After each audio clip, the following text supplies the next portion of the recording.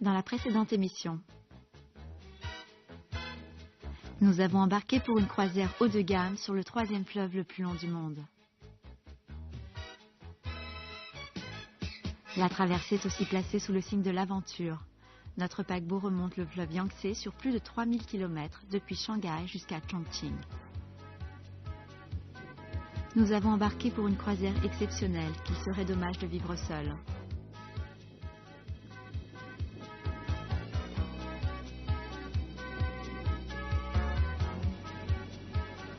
Ma sœur jumelle est aussi du voyage, mais notre perception de ce périple est tout à fait différente.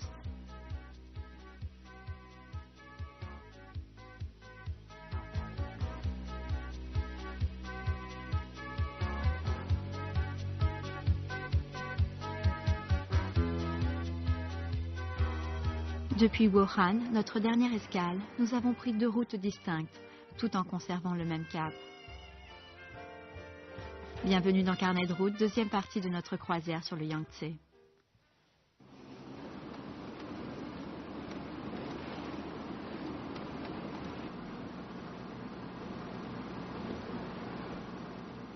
Il faut plus de 5 heures en voiture pour se rendre de Wuhan à Yichang, ville située à la démarcation de la partie inférieure et du cours moyen du Yangtze.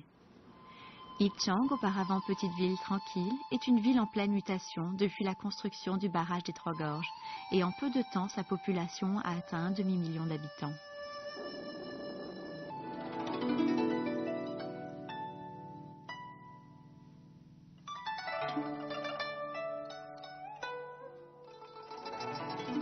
Remonter le fleuve à contre-courant de Wuhan à Yichang prend normalement une journée entière. Le paysage le long de cette partie du fleuve est beaucoup moins spectaculaire. Cela offre aux passagers à bord du temps pour vaquer à leurs occupations, mais aussi faire des rencontres sur le pont supérieur. Je commençais à tourner en rond, j'ai alors rendu visite au commandant dans la salle de navigation. Parmi tous les paquebots de croisière sur le Yangtze, celui-ci, qui est équipé des dernières innovations technologiques, est la version la plus moderne et introduit de nouveaux standards dans la conception des navires.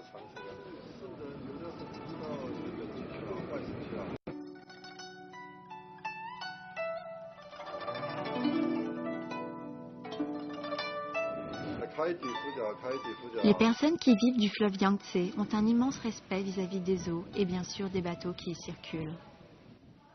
Notre sécurité est vraiment entre de bonnes mains.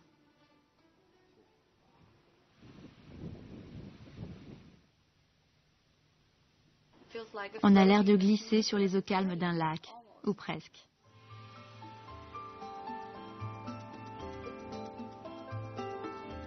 Aujourd'hui, le Yangtze n'est plus tel un dragon, une force indomptable. Il a été apprivoisé. De nombreux affluents du fleuve ont déjà été exploités avec de petits barrages ou ont été déviés, mais aucun projet n'est comparable à l'ampleur de celui-ci. Au cœur de la Chine profonde, sur le troisième plus long fleuve du monde, un projet d'envergure est en construction. Lorsqu'il sera achevé, le barrage des Trois Gorges constituera le plus vaste projet de centrale hydroélectrique du monde. D'une hauteur de 185 mètres et s'étendant sur plus de 2300 mètres, le barrage va créer un réservoir qui modifiera le paysage à tout jamais. Well, there is no controversy, is there? There are a lot, actually. Not to me, there isn't. No? It's a developing country, yeah? You need to move things up and down. They need to control the floods. Bleeding out liberals from modern developed countries who want to keep a place the same so they can go on holiday, telling the Brazilians, don't chop all your trees down and dig up all your iron and coal and oil like we have. Make yourself rich. Stay in poverty, that's what they're saying. Stay in poverty, don't develop yourself. I didn't put these words into their mouths, okay? Le barrage des Trois Gorges est le projet d'ingénierie le plus important auquel les ingénieurs ont dû faire face. Le barrage possède un réservoir d'une capacité de 40 milliards de mètres cubes d'eau. Il est aussi conçu pour résister à des tremblements de terre de magnitude 7 sur l'échelle de Richter. À terme, le barrage contiendra 2 fois la quantité de béton du barrage d'Itaipu au Brésil, actuellement le plus grand barrage du monde.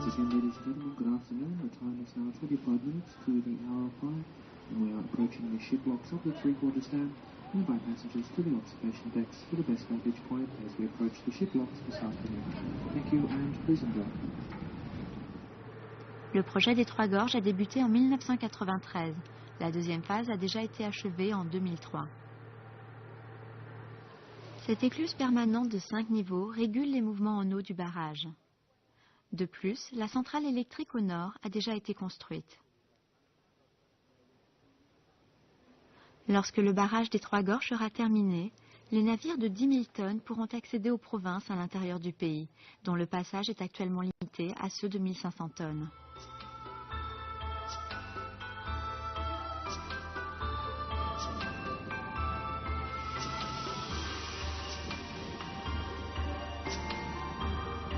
Les principaux objectifs de ce barrage sont la production d'électricité, la maîtrise des eaux, ainsi que l'accroissement du tourisme fluvial.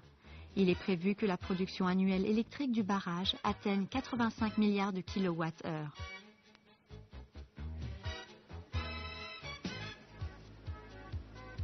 Le système d'écluse est composé d'un axe de navigation à double sens sur 5 dénivelés. Les navires remontant le fleuve, comme le nôtre, doivent passer par le passage nord, alors que ceux qui descendent le fleuve doivent passer par le passage sud.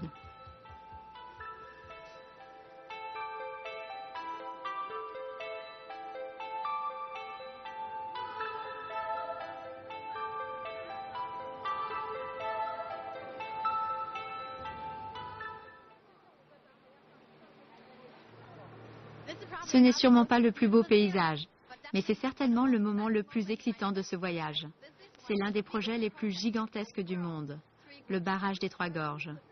Nous nous dirigeons vers la première porte du barrage, puis notre bateau va monter de 75 mètres, en même temps que tous les autres bateaux, et nous nous retrouverons en amont du fleuve Yangtze.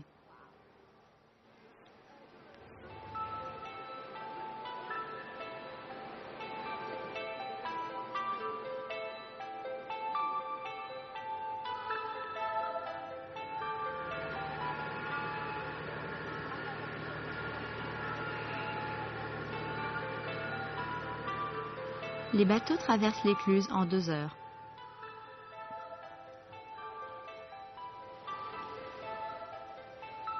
Comment tuer le temps?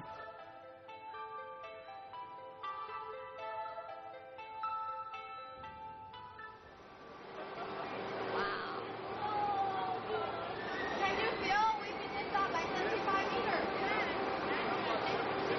And an uplifting feeling. You have? Yes. Literally, right? Row, row, row, row.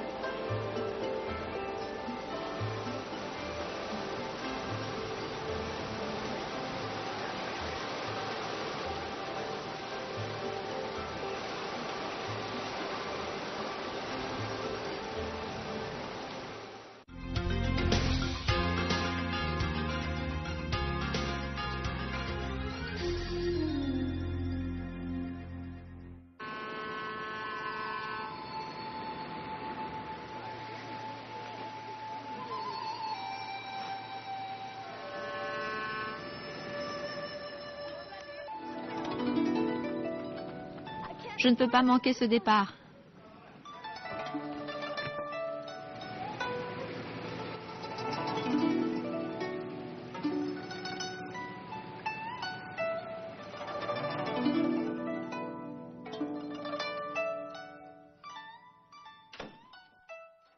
Hey, Salut. where have you Où been? étais-tu? Well, I just J'avais besoin de changer d'air.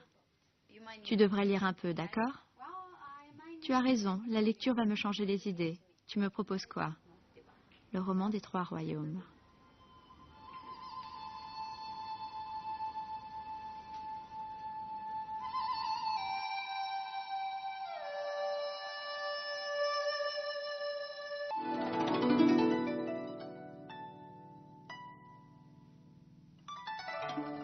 Le 3e plus long fleuve du monde, le Yangtze, s'étend sur 6300 km à travers la Chine avant d'atteindre son estuaire près de Shanghai. Prenant sa source dans les hauts glaciers et les neiges du plateau tibétain, le Yangtze traverse les terrains montagneux de l'ouest de la Chine. Son flot incessant a sculpté d'immenses gorges connues dans le monde entier comme les 3 gorges.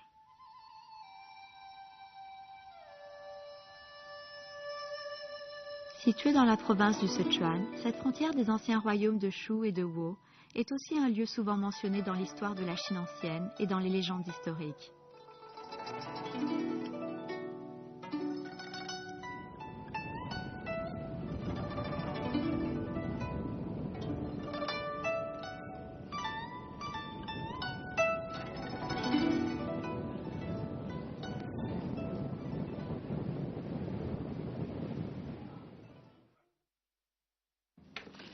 Est-ce que tu viens? Non, je n'y vais pas. Tu préfères lire et rester recluse dans ta chambre? Je suis en plein milieu de ma lecture. Je ne peux vraiment pas y aller. Comme tu veux.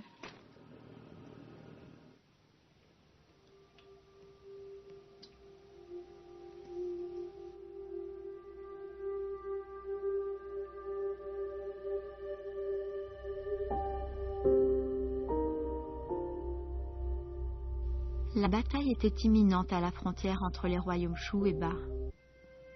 Le premier ministre du royaume des Shu, Zhuge Liang, l'un des plus grands stratèges de guerre de l'histoire de Chine, avait essuyé une défaite face à ce groupe ethnique appelé le peuple Ba.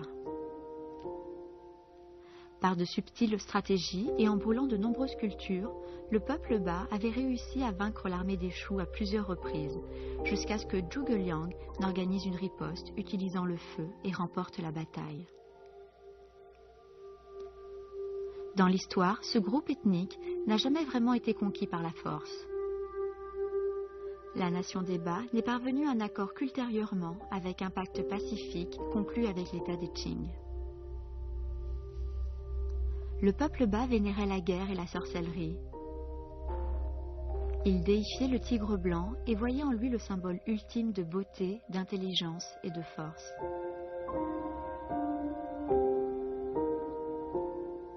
Confiant leur force physique et leur courage, ils n'étaient jamais effrayés par le combat physique avec l'ennemi et ne craignaient pas la mort.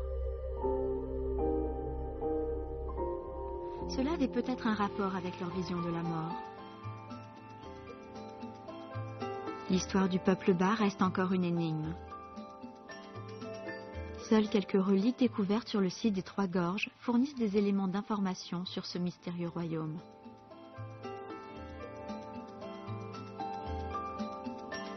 Ces signes sont une combinaison unique de personnes, de bateaux et d'oiseaux.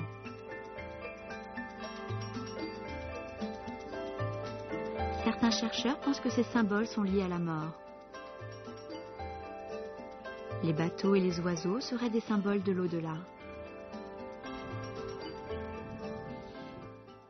Il apparaît aussi que l'orbite solaire représentait le concept de l'âme pour le peuple Ba, qui considérait la mort aussi naturelle que le passage du jour à l'obscurité. Dans ce monde des ténèbres, où l'eau s'étend sans limite, ce n'est que par bateau qu'ils pouvaient atteindre leur royaume idéal. Passant leur vie sur l'eau, les bateaux étaient indispensables pour le peuple Ba. Et il y avait un lien naturel entre leurs coutumes funéraires et leur manière de vivre. Construire des bateaux ou des cercueils avait la même signification pour les Ba, tout comme faire le voyage de la vie à la mort.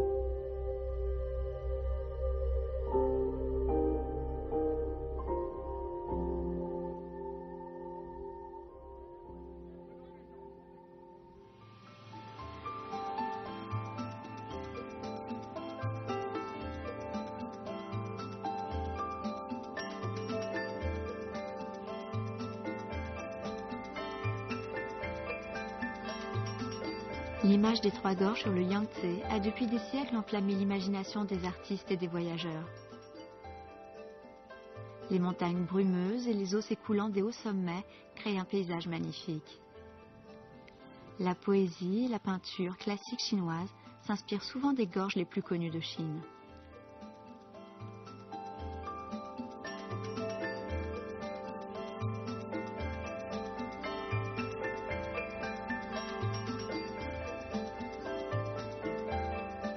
La première gorge que nous traversons à contre-courant est la gorge Xiling.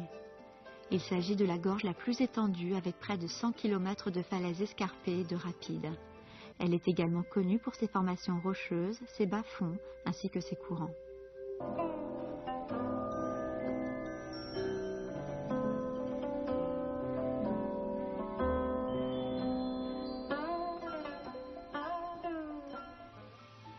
La gorge Wu est le cœur des gorges. Profonde et mystérieuse, elle est connue pour ses 12 pics, culminant à 1200 mètres au-dessus de l'eau.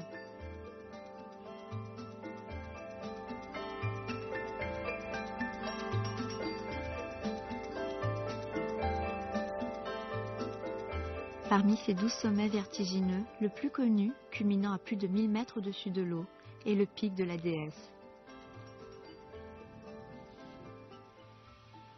Dans les temps anciens, le pic de la déesse était un lieu de culte où les navigateurs et les passagers faisaient des offrandes afin d'assurer leur sécurité sur ce long fleuve. Aujourd'hui encore, l'apercevoir porterait chance.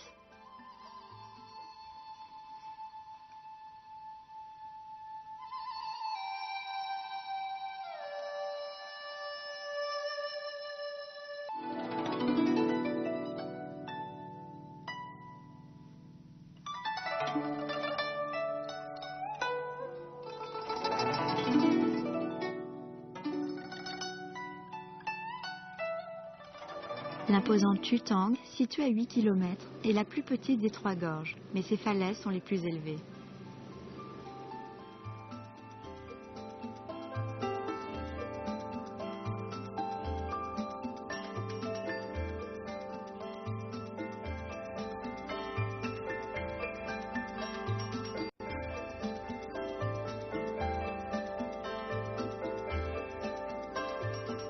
Les étroits passages tumènes de la gorge Chutang étaient autrefois extrêmement dangereux.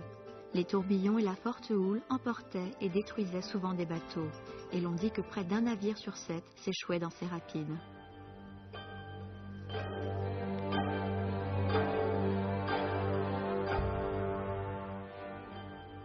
Des passages ont alors été creusés dans les falaises pour servir d'appui aux bâtons de bambou et pouvoir ainsi manœuvrer plus facilement les embarcations.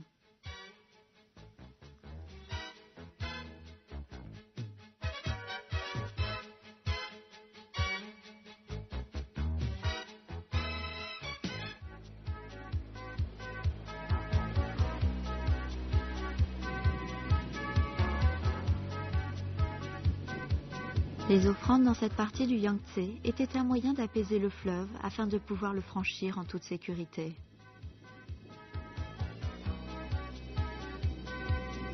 Aujourd'hui, la sécurité n'est bien sûr plus un problème pour les voyageurs, absorbés à prendre des photos lors de leur paisible traversée. Ladies and gentlemen, you may just imagine in the olden days to travel the journey between Yichang and Chongqing, usually took a junk or sampan, 30 to 40 days.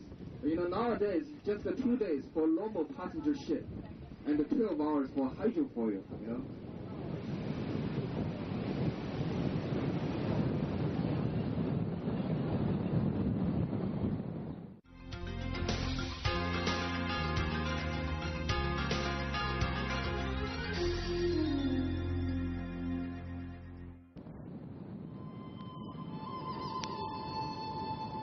Les trois petites gorges sont célèbres localement pour leurs canyons formés par la rivière Daning, un affluent du Yangtze. Ces canyons étroits dévoilent de splendides falaises et un magnifique paysage. Ici, la vie des habitants, des agriculteurs et des navigateurs n'avait que peu évolué durant le siècle passé, jusqu'à très récemment.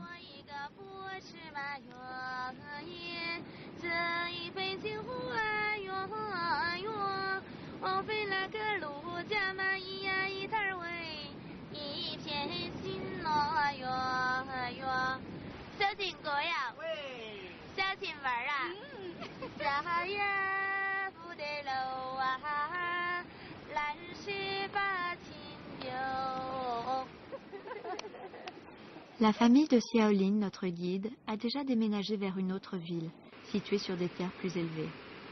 Son ancien village a déjà été abandonné au sable et à la boue, et ce, à tout jamais.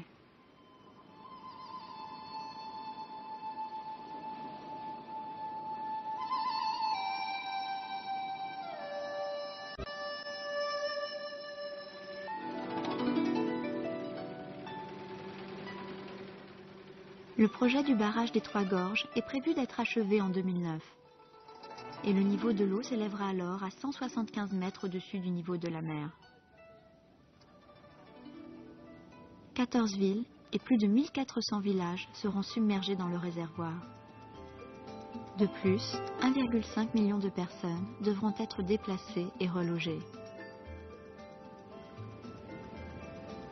Plus de 360 millions de personnes vivant dans la région du Yangtze seront touchées directement par ce projet.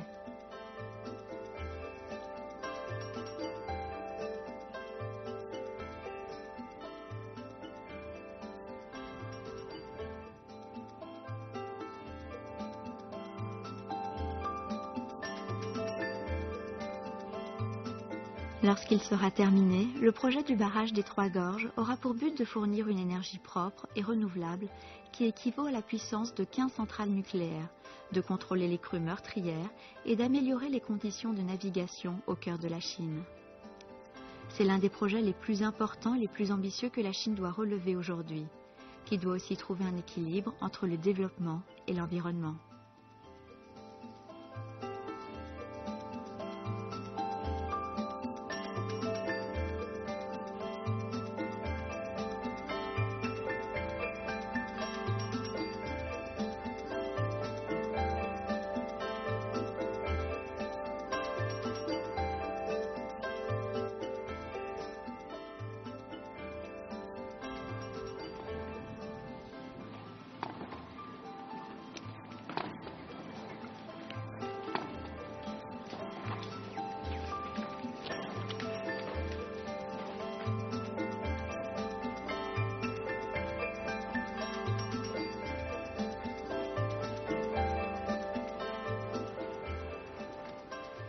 Fangdu, surnommée la cité des fantômes, n'est pas vraiment effrayante en plein jour. Cette ville est surtout célèbre pour être la ville sous la terre, ce qui sera une réalité quand le barrage sera achevé en 2009. Cette partie de la ville sera alors complètement engloutie.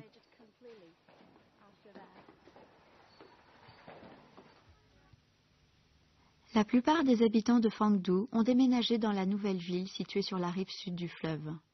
L'ancienne ville, située sur la berge opposée au nord et prochainement détruite, était dédiée au dieu des enfers et était connue en Chine comme la cité des fantômes.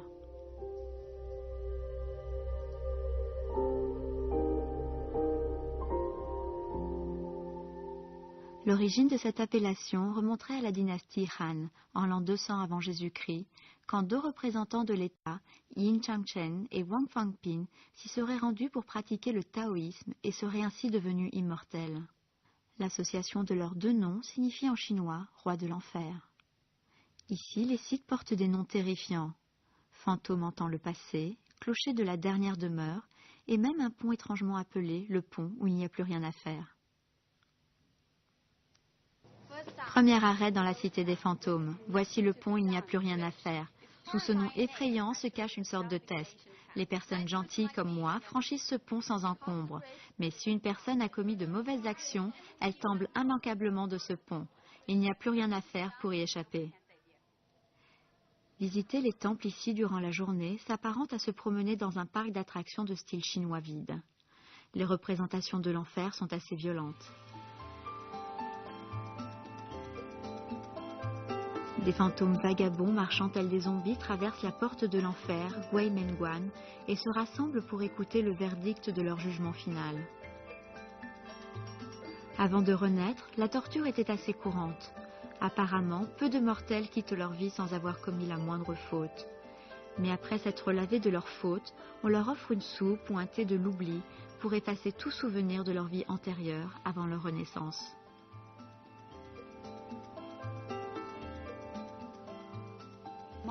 Parmi toutes les tortures, celle-ci semble la plus supportable, manger la soupe de l'oubli, pour renaître libéré de tout poids.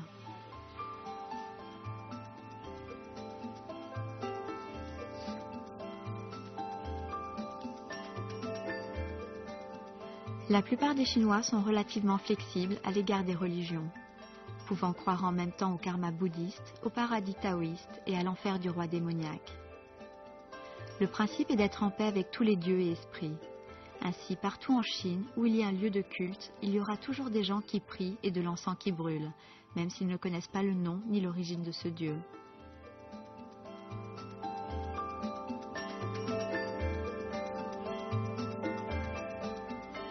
Le roi démoniaque ici fait partie intégrante du lieu, tel un dieu craint, mais aussi comme un juge équitable. Il est aidé de ses assistants qui scrutent l'âme. Tel un rayon X, bien ou mal, rien ne leur échappe. On dit qu'ils enregistrent ici toutes les pensées et toutes les vies, et parfois même des événements qui n'ont pas encore été vécus. L'expression « toutes les actions entraînent des conséquences » prend un autre sens ici.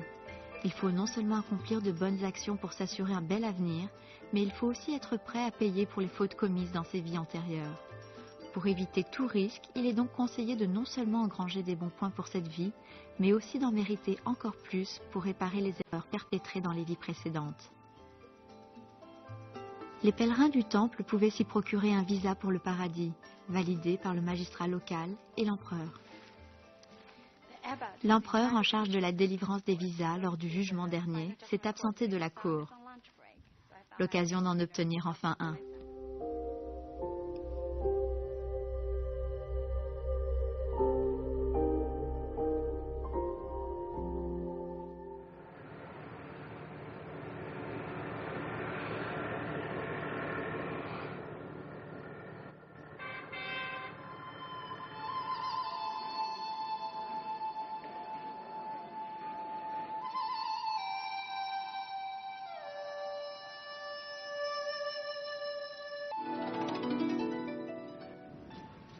Finalement, nous sommes arrivés à Chongqing, la dernière étape de notre croisière sur le Yangtze, au départ de Shanghai et remontant le fleuve sur plus de 3000 km jusqu'à cette destination finale. Et malgré l'aide de ma jumelle imaginaire, il reste encore tant à voir, à faire et à découvrir. Comme on a pu le constater, le Yangtze ne cesse d'évoluer et changera encore plus après 2009. Je reviendrai et j'espère que vous aussi. C'était Carnet de route.